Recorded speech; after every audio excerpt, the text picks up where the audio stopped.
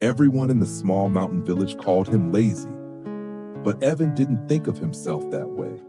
He just loved to dream. He loved lying under the old oak tree, watching clouds drift slowly across the sky, imagining what it would be like to see the world beyond the mountains. While others worked hard in the fields, sweating under the sun, Evan would trace the shape of the clouds with his eyes and lose himself in thought. His father would often sigh and say, "Dreams don't grow rice, son." But he never raised his voice. He knew that deep inside, Evan wasn't a bad boy. He was just waiting for something that could give his life meaning. Life in the village was simple.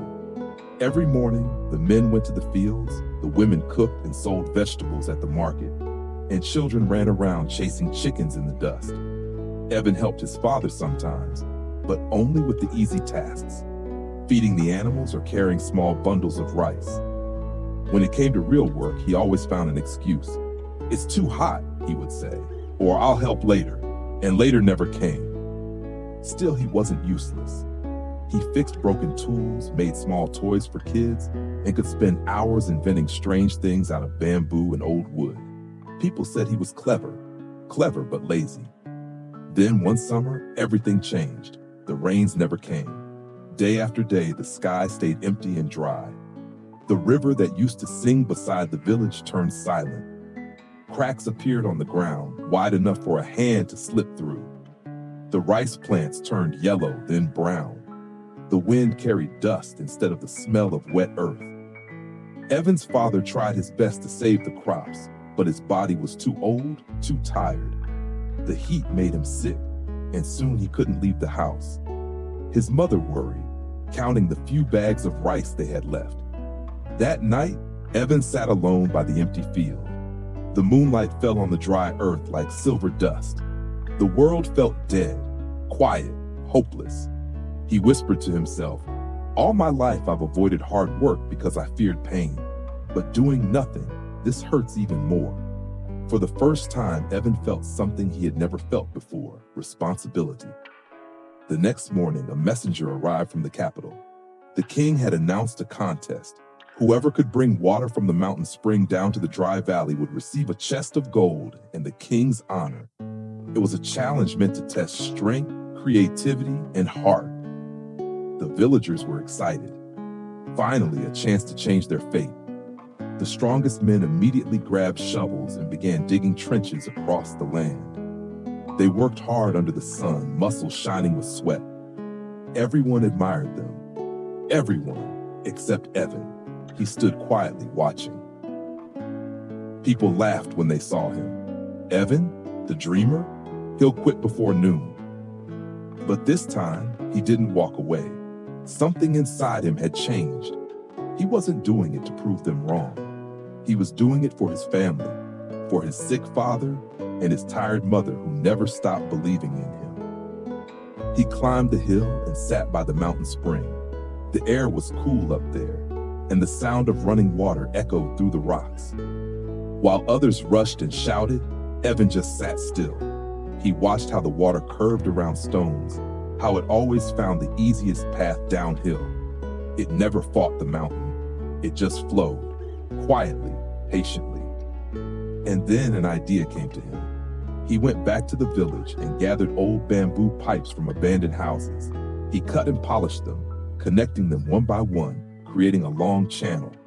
He dug small trenches, following the natural slope of the hill. He guided the water carefully, letting gravity do the work. It wasn't easy. His hands bled from the digging. His back ached. But every time he thought about giving up, he saw his mother's face, her eyes full of hope and worry. That was enough to keep him going. Days passed. While the strong men's trenches collapsed under their own weight, Evan kept improving his path. He adjusted the pipes, reinforced the channels, and worked quietly through the night. On the fifth morning, as the first sunlight touched the valley, a small stream began to flow down the hill. By noon, it became a steady river. The water ran across the fields, filling the cracks, bringing life back to the land. People stopped and stared. The boy they once mocked had done what the strong could not. The village came alive again. Laughter, water, hope. When the king arrived to see it himself, he was amazed. He asked, "How did you do it, boy? You seem weak, yet your idea worked best." Evan smiled and replied, "I used to be lazy, Your Majesty, but I learned that laziness isn't always bad. It's only bad when it stops you from thinking. If you use it to find a smarter way, it becomes strength." The king nodded. "Wisdom is worth more than power," he said.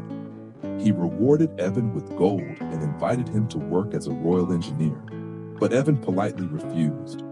He wanted to stay in his village, beside his family, and help his people.